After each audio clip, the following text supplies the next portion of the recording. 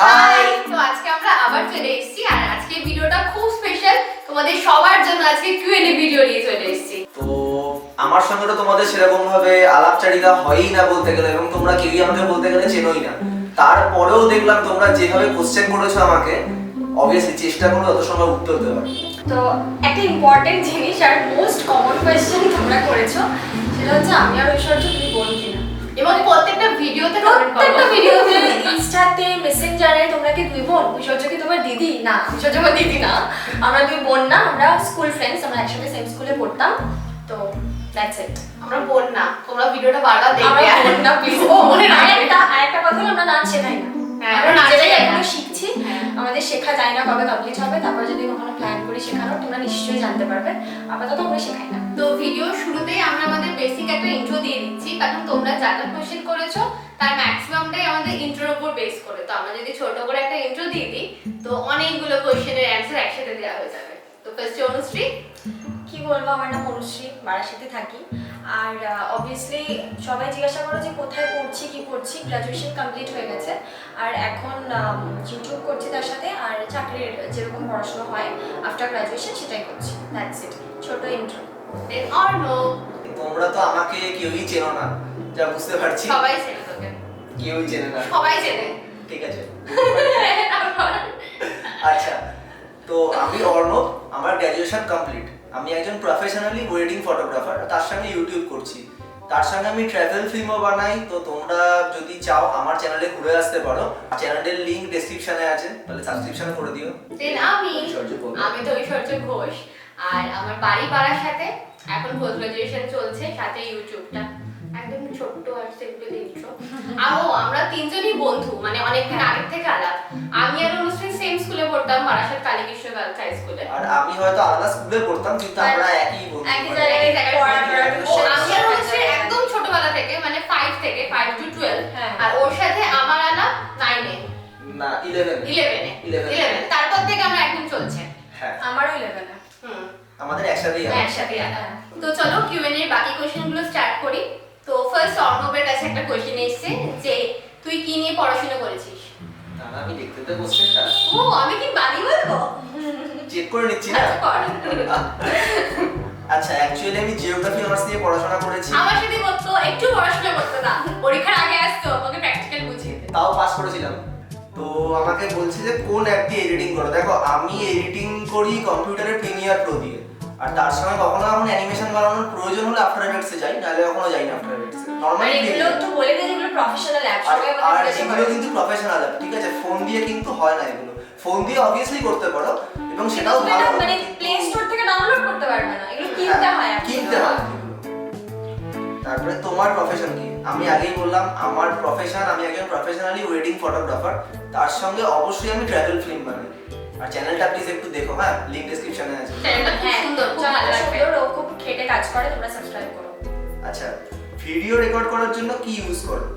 আমার আছে Sony A6400 mirrorless camera, আর তার সঙ্গে আমি ইউজ করি একটা 18-105 f4 এর লেন্স আছে।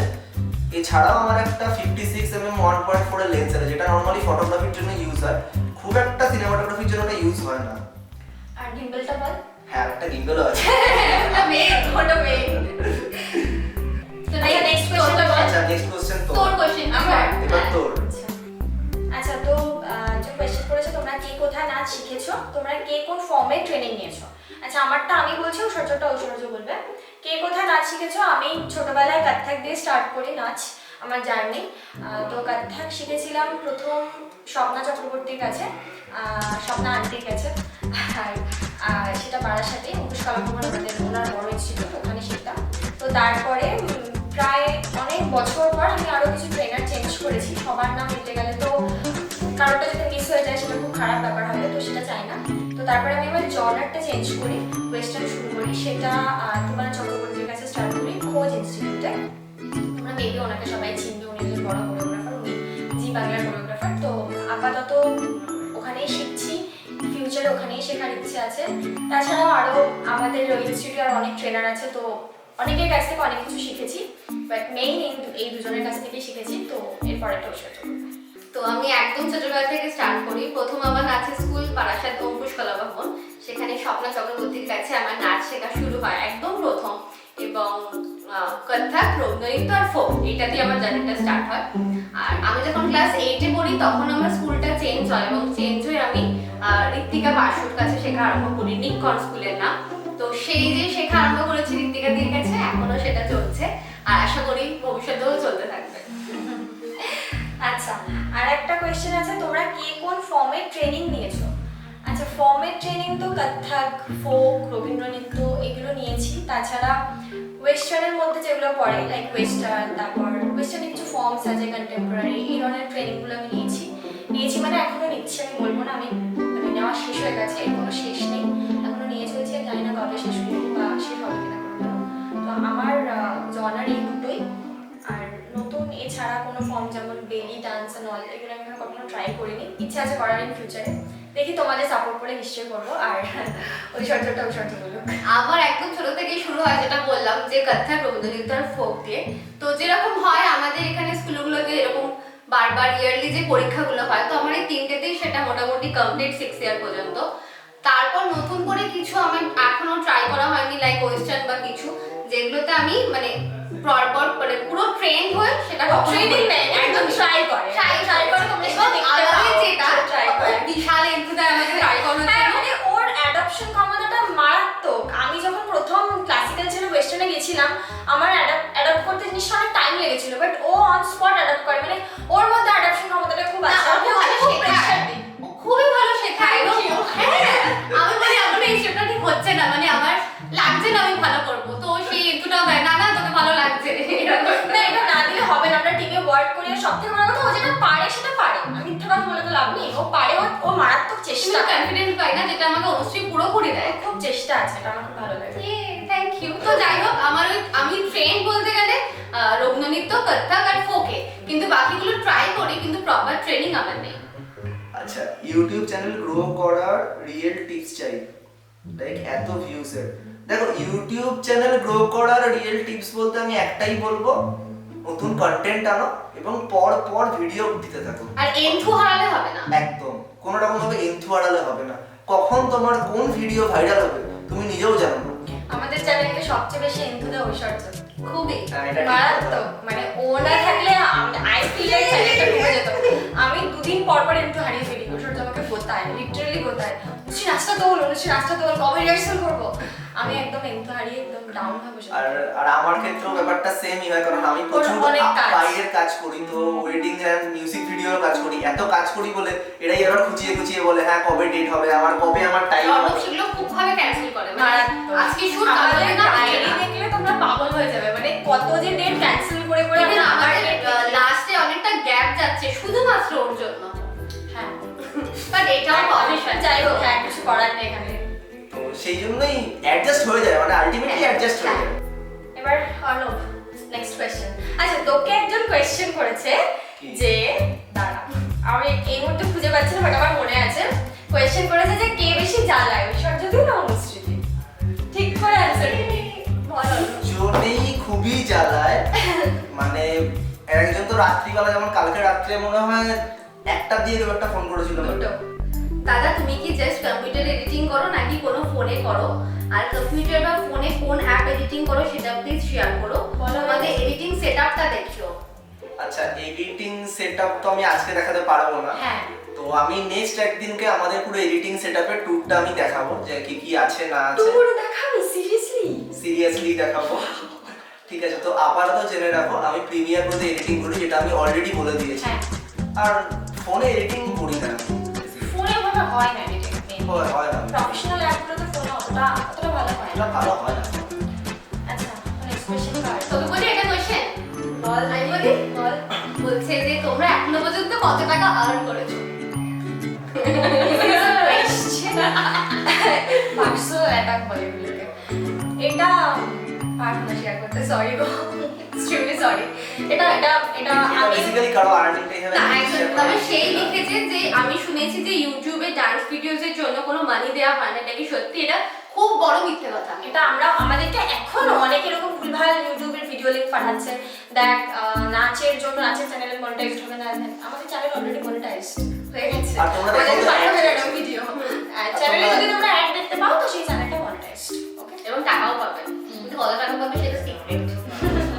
সেটা তোমরা যদি টাকার কথা ভেবে চ্যানেল খোলো তাহলে আমি বলবো খুব বড় ভুল করছো। টাকার কথা ভেবে না, কন্টেন্ট ক্রিয়েটর হিসেবে চ্যানেল খোলো, একের পর এক কন্টেন্ট দিতে থাকো। তুমি ইউটিউবকে যত দেবে ইউটিউব তার ডাবল তোমাকে ফিরিয়ে দেবে। তো তোমাকে সেই ধৈর্যটা রাখতে হবে।